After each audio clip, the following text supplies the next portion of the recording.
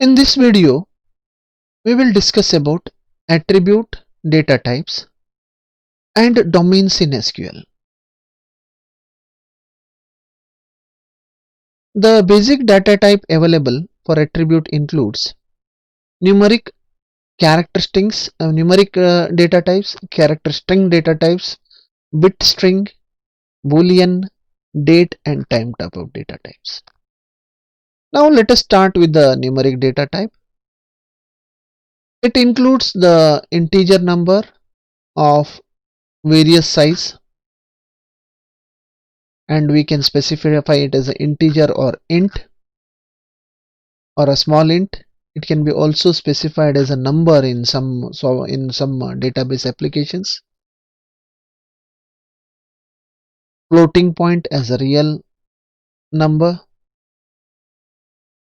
Like that, in MySQL we are using decimal also. We will be using decimal also.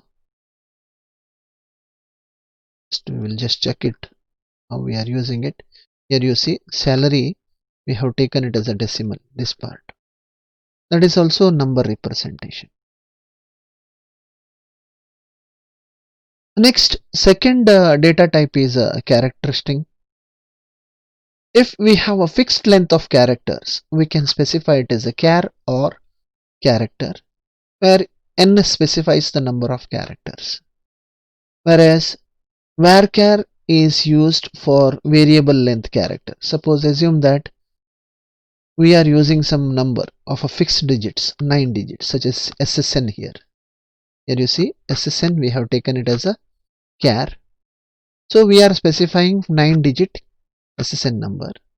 But for address and all, lname and all, we have specified varchar because the number of characters are not fixed here.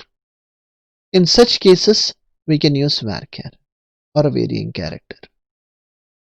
Next is a bit string, defines a number of bits storage, and varying length bit is a bit varying n, like that it is defined.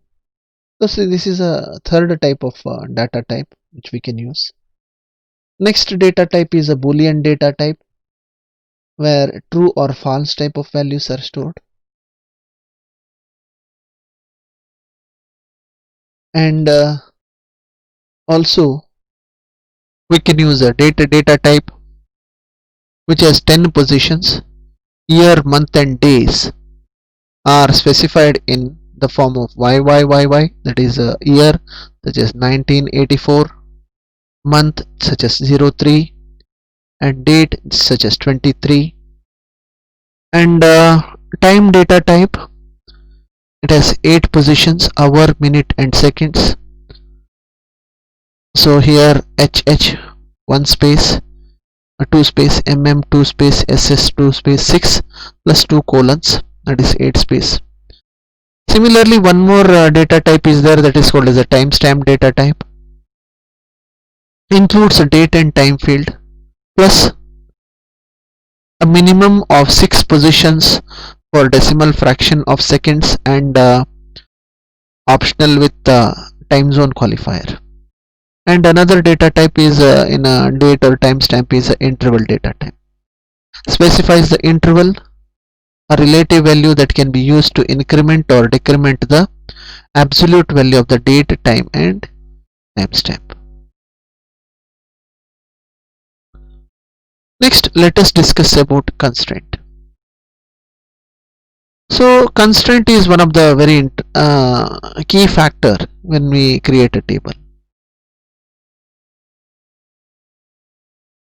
Constraint can be specified in SQL as a part of a table creation.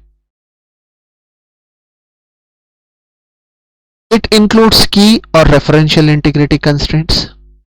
It also contains, or actually it is providing the restriction for the attribute domains. So here domains are the value what we have inserted.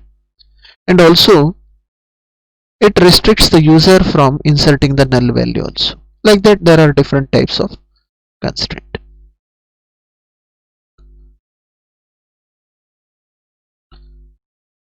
Now let us go one by one. in constraint. Actually, first we will start with the not null.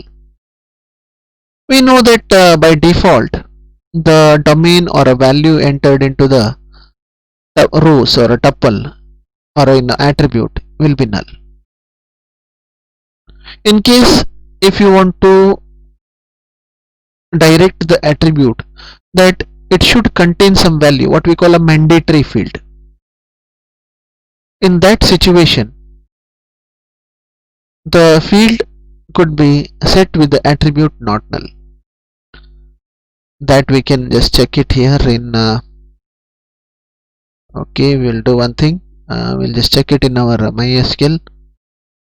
Yeah, here we will go there, and here you see we have taken fname as a not null, means you cannot leave it empty, you cannot leave a blank space. Similarly lname also we have taken it as a not null. That means there should be some content in the null field.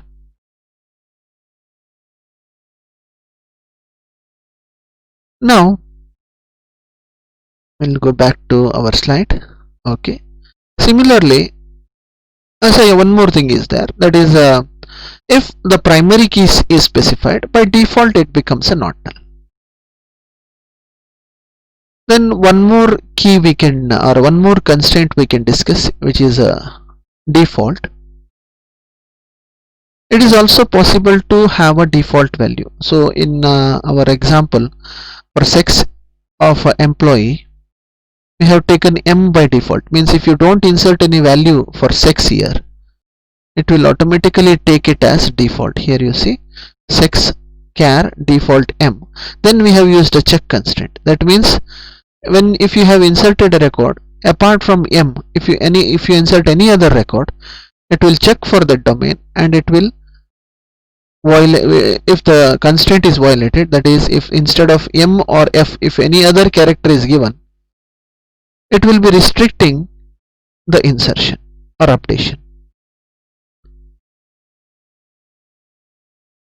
So this was regarding a check constraint. We have already seen in the MySQL the sex of the employee in a table could be M or N. So apart from that,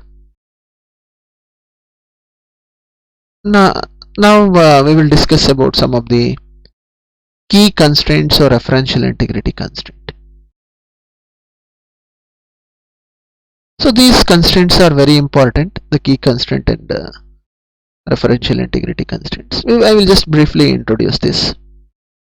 So key constraints are primary key and unique key, and referential integrity constraints are foreign key. And about this I will be demonstrating, or I will be about this I will make a separate video after this. So regarding the key constraint and referential integrity constraints.